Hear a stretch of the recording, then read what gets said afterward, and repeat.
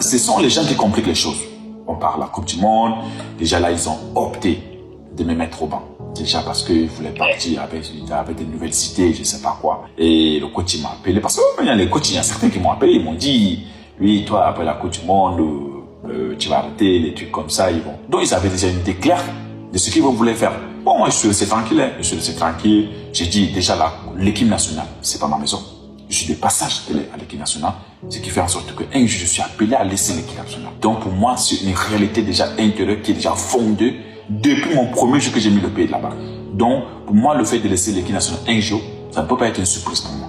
Même laisser le football, même laisser la vie, mourir, c'est une réalité. Tu ne veux pas fuir. Oui, il y a certaines choses que tu ne peux pas fuir ça. Et puis, c'est quand on parle de la Coupe du Monde, on joue d'abord le match amical contre Panama, là où tout commence. J'ai raté pas mal de buts, des trucs comme ça. Et puis, je suis lente et il marque. Et les coachs Miné, le coach Hiro, ils m'appellent. Ils ont opté pour me mettre au banc, ils vont faire choupeau, le truc comme ça, tout. Et puis bon, ils ont fait, le premier, vous avez vu, contre la Suisse. Maintenant, tous les gens, ils vont me dire, ok, si Aboubakar avait commencé le match contre la Suisse, peut-être on pouvait se qualifier. Le deuxième match contre Serbie, et je me suis préparé.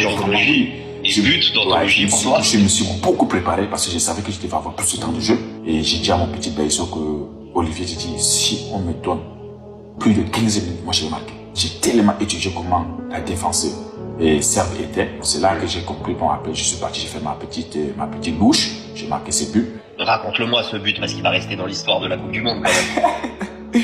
Bon, ce sont des choses que je pense que tout footballeur qui est prêt et aimerait vivre ce genre de choses. C'est ça que je dis, quand tu as une qualité, c'est Dieu qui t'a donné. Il est en toi. Ça ne peut pas partir.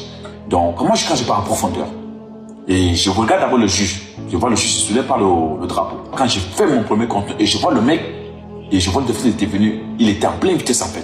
Je ne pouvais pas avancer. Donc j'ai fait un petit crochet. Et le gardien, vous avez vu le gardien, c'est des grands détails. Il dit, bon, le seul geste que je peux faire, qui peut passer, il faut que je pique le ballon. Et j'ai fait la louche. Dès que je vois la louche s'est passée, je vois le rebond. Après, je passe dans le filet. Après, vous avez vu, après le truc de la VAR, tout ça là, ça coupe un peu l'émotion. Ce n'est plus pareil. Donc quand ils ont checké, ils ont vu c'est un but. Après, bon, c'est là que ma compétition commence.